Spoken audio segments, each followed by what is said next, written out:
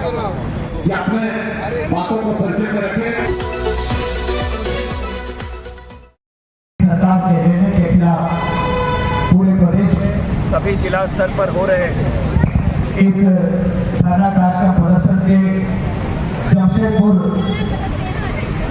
उपायुक्त कार्यालय के सामने आयोजित इस धरना कार्यक्रम में यहाँ पर मंच पर उपस्थित घाटशिला के विधायक सोहेल जी, पार्टी के पूर्व सांसद आदरणीय सुमन महतो जी, जिला संयोजक समिति के अध्यक्ष भाई बागराज माटी जी, हमारे पार्टी के वरीय नेता आदरणीय मोहन करमकार जी, पार्टी के वरीय नेता आदरणीय राजू गिरी जी, सुलेमान धोलिका जी। मैं अपनी बातों को शुरू करता हूँ। हार्दिक अभिनंदन सभी को, जवाब। एक तकनीकी बात जो हम सबको आज समझने की जरूरत है कि नाम बदलना तो एक ये इनकी परंपरा हो चुकी है कि हर विषय का नाम बदलना, हर त्योहार के समय में उस त्योहार को भी अलग तरह से कहकर एक धार्मिक उन्माद उत्पन्न करने की कोशिश करना, ये इनकी कार्यशैली है ताकि मुख्य मुद्दों से ध्यान भटकाया जा सके। लेकिन नाम बदलना, ये जो गारंटी ऑफ इसको कहा गया है रोजगार और आजीविका मिशन योजना जी राम जी जो किया गया है, इसके पीछे की मंशा सिर्फ नाम बदलने तक सीमित नहीं है। इसके पीछे की सबसे बड़ी मंशा है, पहले मनरेगा में 90% जो अंशदान है वो केंद्र सरकार के द्वारा किया जाता था, 10% राज्यों के द्वारा किया जाता था। जो नया नियम है उसमें उसको 60-40 कर दिया गया है। तो 40% जो मनरेगा का भुगतान है, जो अंशदान है, वो राज्यों को करना पड़ेगा। ऐसे समय में जब संघीय ढांचे पर पहले से ही बहुत ज्यादा आर्थिक दबाव हो, तो आप समझ सकते हैं इस योजना को बदलने का प्रभाव झारखंड जैसे राज्य पर कितना नकारात्मक होगा। 1500 करोड़ से ज्यादा आर्थिक भार जो है वो झारखंड पर होने जा रहा है इस जी राम जी योजना के माध्यम से। और तो और पूरे देश में 50,000 करोड़ से ज्यादा आर्थिक दबाव राज्य सरकारों पर बनेगा इस काम के माध्यम से।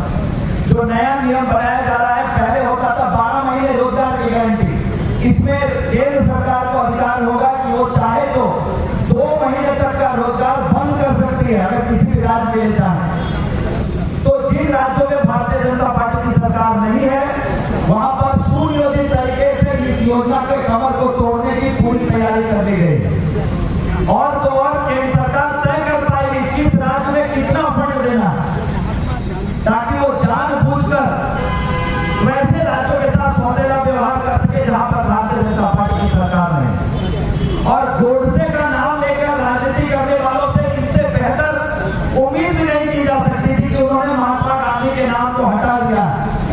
एक ऐसी योजना जिसके अंतरात्मा गांव में बसती है, जो गांधी जी के विचार थे, जिनके विचारों से प्रेरित होकर इस योजना को बनाया गया था कि गांव में रोजगार दिया जाएगा, उन्हीं गांधी जी के नाम को हटाकर सीधे तौर पर इनकी जो गोडसेवादी मानसिकता है उस मानसिकता को स्थापित करने की कोशिश की गई। आपने देखा होगा इन लोगों ने ऐसे व्यक्तियों को भी लोकसभा के चुनाव लड़ने के टिकट दिए थे जिन्होंने महात्मा गांधी के पुतले को बनाकर उसे मारकर बताया था कि इस तरह से महात्मा गांधी की हत्या की गई।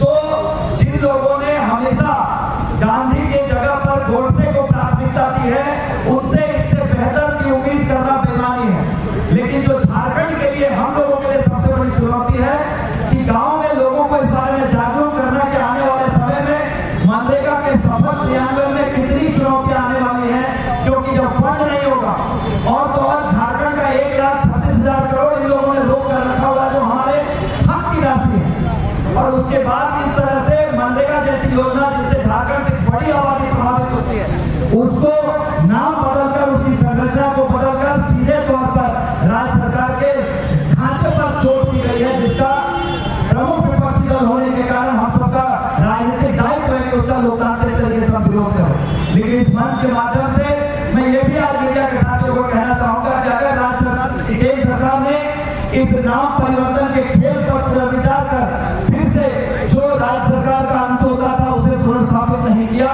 तो इससे बड़ा जन आंदोलन खड़ा होगा आने वाले दिनों में।